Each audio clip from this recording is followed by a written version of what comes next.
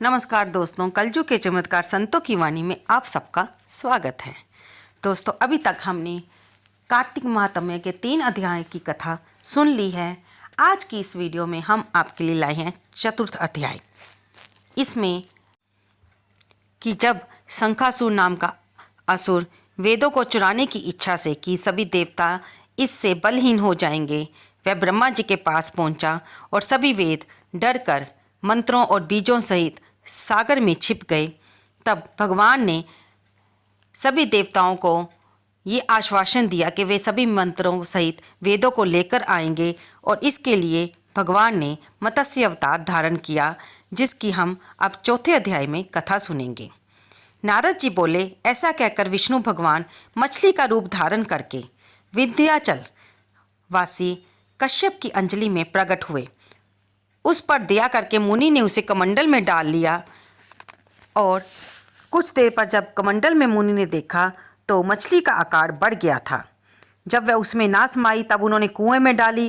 कुएं में डालने पर वह और बड़ी हो गई, कुएं में से तालाब में और फिर उसको समुद्र में डाल दिया, क्योंकि उसका आकार प्रतिक्षण बढ़ता ही जा रहा था। वह वहाँ पर और बढ़ने लगी। अब मछली रूपी भगवान ने शंखासुर को, जो कि वेदों को छुपाते हुए समुद्र में छिप गया था, सागर में भगवान ने मछली रूप में ही शंखासुर को मारते हुए हाथों में दबाकर बद्रीवन को गए। वहाँ सब ऋषियों को बुलाकर भगवान ने आज्ञा दी कि जल में निमग्न वेदों को ढूंढो और शीघ्र से ही उन्हें रहस्य सहित निकाल कर लेकर आओ। तब तक मैं देवताओं सहित प्रयाग में निवास करूँगा। नारद जी बोले, तब तपोबली उन मुनियों ने मिलकर बीज और यज्ञ मंत्रों सहित वेदों का उद्धार किया। उनमें से जिस ऋषि ने जितना भाग निकाला वह उसी के नाम से प्रसिद्ध हुआ। फिर मुनि मिलकर प्रयागराज गए और प्राप्त किए वेदों को ब्रह्मा व विष्णु भगवान को अर्पित किया। संपूर्ण वेद पाकर ब्रह्मा जी प्रसन्न हुए और देव व ऋषियों सहित अश्वमेध यज्ञ करने लगे। यज्ञ के अंत में देवता, गंधर्व, किन्नर, सरप आदि भूमि पर दंडवत प्रार्थना करने लगे। हे देवादिदेव, हमारी प्रार्थना सुनो। इस आनंददायक समय में ये वर दो कि इस स्थान पर ब्रह्मा जी ने आपकी कृपा से नष्ट हुए वेदों को प्राप्त किया है और हमने यज्ञ का भाग प्राप्त किया। अतः ये आपके प्रसाद से पृथ्वी में सबसे श्रेष्ठ और पुण्य बनाने वाला, भक्ति और मुक्ति को देने वाला हो। ये मास महाफलदायक, ब्रह्म हत्या आदि दोषों को दूर कर अक्षय फल देने वाला हो। आप हमें यही वरदान दो।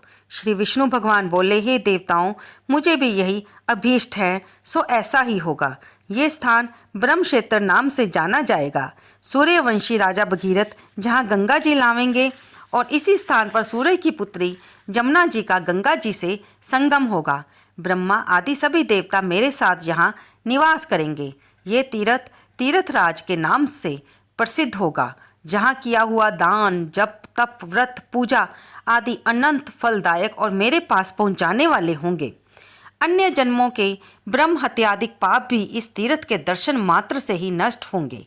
जो मनुष्य मेरे समीप शरीर त्याग करेंगे वे मेरे में प्रवेश कर पुनः जन्म धारण नहीं करेंगे। जो अपने पितरीश्वरों के निमित्त जहाँ श्राद्ध करेंगे उनके पितृगण मेरे स्वरूप को धारण करेंगे। हे मुनिवरों, मैं सर्वज्ञ रूप से बद्रीवन में हमेशा निवास करता हूँ।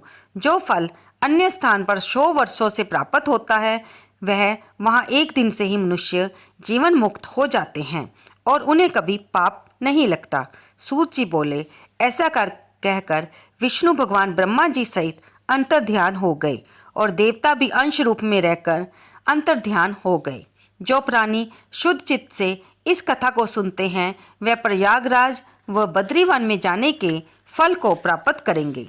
तो दोस्तों, यहाँ पर चतुर्थ अध्याय समाप्त होता है, जिसमें आपने जाना कि किस प्रकार प्रयागराज को भगवान ने तीर्थराज बना दिया और वहाँ पर स्नान, जप, तप, दान, श्राद्ध कर्म करने से हमें अति पुण्य की प्राप्ति होती है, हमारे पितरों का भी उद्धार होता है।